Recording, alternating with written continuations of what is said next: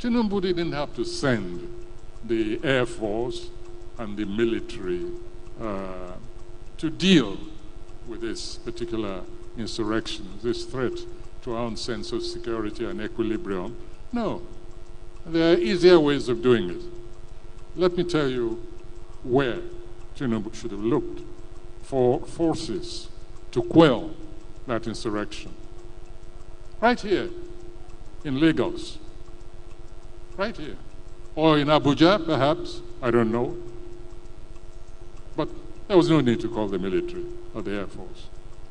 I'll tell you what happened. On one of my home visits, this about 2 months ago, I was coming out of a hotel and I saw what looked like a film set. And I said, oh, they're shooting a film. That was on the grounds of this hotel.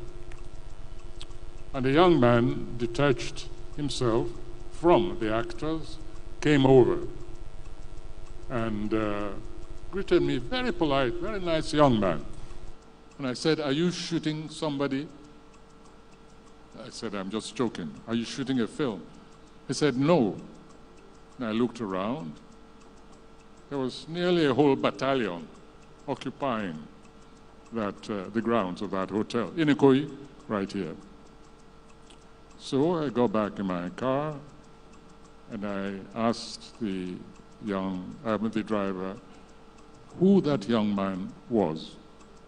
And he told me. And I saw this SWAT team, a mixture.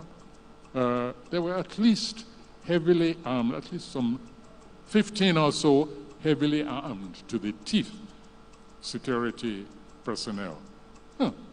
Looked sufficient to take over a small country, neighboring city like Benin. And I think the next time, the president should just call and say, Seyi, go and quell the rebellion over there. I was so astonished that I started looking for the National Security Advisor. I said, track him down for me. I think they got him somewhere in Paris, but I was with the president. He was at a meeting. And I said, I've just seen something I can't believe, I don't understand. And I described the scene to him. I said, do you mean that a child of the head of state goes around with an army for his protection or whatever? I couldn't believe it.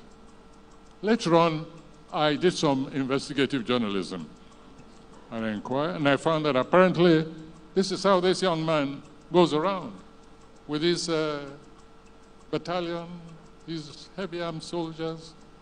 Of course, the road was cleared before his car went out. I stayed until it seemed he was leaving. So next time there's an insurrection, I think the president should just call that young man and say, go and put down those stupid people there. You have enough troops under your command, so don't bother me with all these security issues any longer. Let's not overdo things. This is not the first country that has a head of state. It's not the first country whose head of state has families. And I think children should know their place. They are not potentates. They're not heads of state. And the security architecture of a nation like this suffers some injury and alienation when we see such a heavy devotion of security to one young individual. You'll excuse me, but I'm in and out most of the time. And this place is named after me. It's my center. So if I go off the immediate subject of our ward, I hope you'll excuse me for taking possession of my own center.